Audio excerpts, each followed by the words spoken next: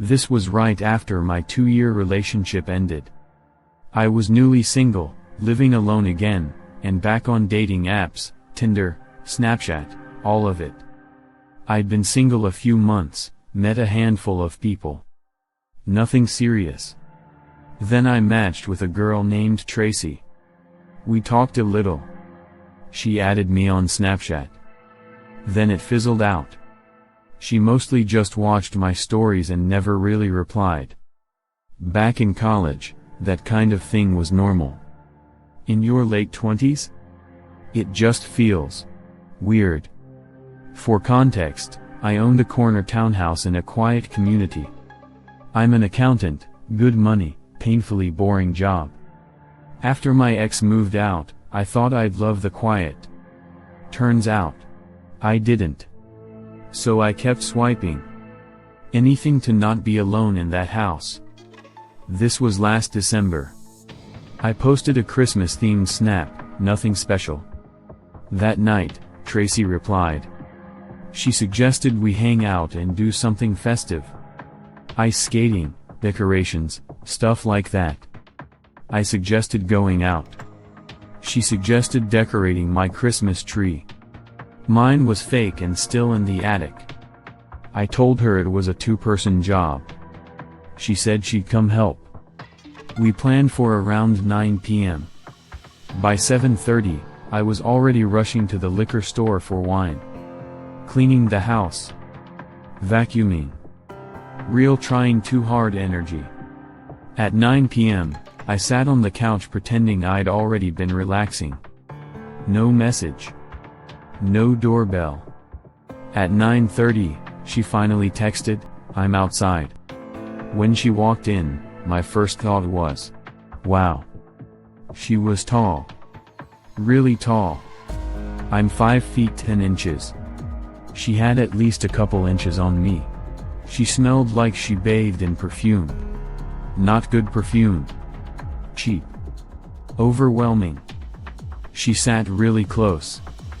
Unserious close. Our legs touching immediately. Something felt off. She looked older than her pictures. Hard to explain.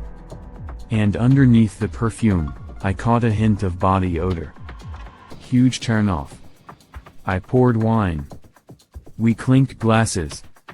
And immediately, she spilled red wine all over my light blue couch. I played it cool. Inside? Absolutely screaming. To break the awkwardness, I suggested grabbing the tree. I went up to the attic and handed the pieces down. The biggest piece, I needed help. She lifted it like it was nothing. Tree assembled. Christmas music. More wine. I started feeling weird. Like, way more drunk than I should have been. I went to the crawl space to grab ornaments. When I came back up, she was gone. Bathroom empty. Bedroom's empty. Snap message unopened. I just assumed she dipped. I sank onto the couch.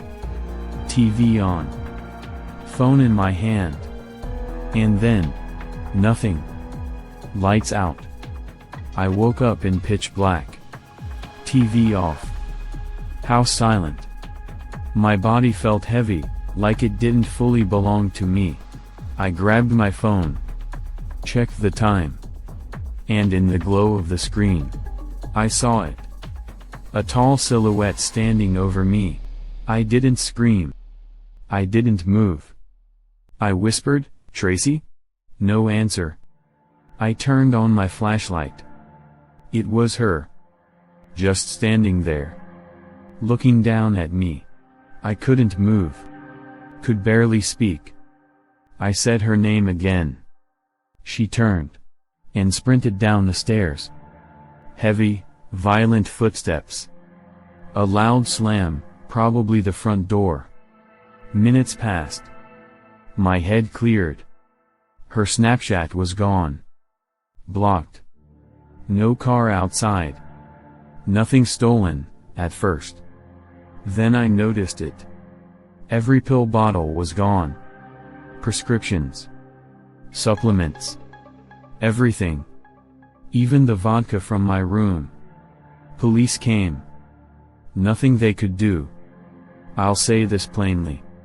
She drugged me. She came for the meds. And that image of her standing over me. That's something I still see sometimes when I wake up at night. I never decorated the tree that year. Story 2, the Airbnb that wasn't empty. December 2022. My girlfriend Charlotte and I rented a Christmas-themed Airbnb in the Pocono Mountains. Snowstorm coming.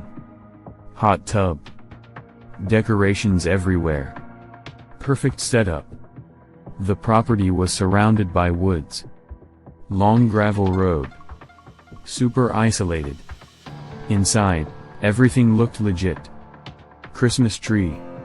Fireplace. Cozy vibes. That night, there was a knock at the door. A man in his late 40s. Dirty jacket. Gray sweatpants. He said his name was Tom. Said he ran the place with his brother, our host, Mike. He already knew I was there with my girlfriend. That stuck with me. Later that night, hot tub. Snow falling. Peaceful. Until the jets shut off. Then footsteps. Not animals. Human. At 1 a.m., aggressive banging on the front door. We didn't move. Didn't answer. In the morning, footprints looped around the house. Fresh. Tom showed up again. Said he was there to fix the hot water. I messaged Mike. He asked, "Who's Tom?" Turns out, Mike didn't have a brother. We packed up fast. As I started the car, I saw Tom walking toward us. We didn't wait. That man watched us the entire time. If you're traveling alone, meeting strangers, or staying somewhere unfamiliar, trust your instincts. If something feels off, don't wait for proof. Lock the door. Leave early. Listen to that voice in your head. If you want more real stories like this, subscribe to the channel.